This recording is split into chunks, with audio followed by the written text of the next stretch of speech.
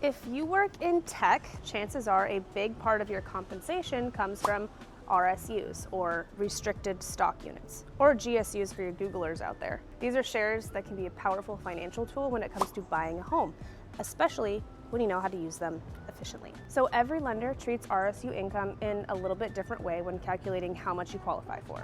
Some may count a higher percentage of your vested shares, while others look more closely at your vesting history. That's why it's important to know how your specific lender views RSU income and align to your strategy early. To get the best results, organize your full vesting schedule. That means having all your grants and their subsequent vesting clearly laid out.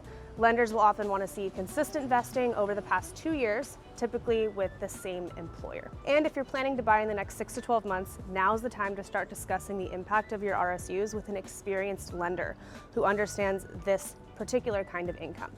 Sometimes RSUs can even serve as collateral, meaning you don't always have to sell them to fund your down payment. A smart RSU strategy can help you qualify more efficiently and identify different down payment sources that could actually save you money in taxes. What I often do with my clients is partner with a trusted lender, like my teams Chase and Wells Fargo, who specialize in RSU-based borrowers. Together, we map out a timeline and a structure that works to your advantage, so your RSU support your purchase without disrupting your financial goals.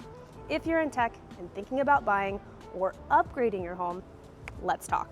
Every situation is different, and putting the right RSU strategy in place can make a huge difference in your buying power and overall outcome.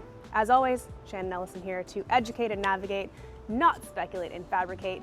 If this topic hits home for you, give me a call or click the link to schedule a strategy session. Let's figure out how to turn your RSU into real estate.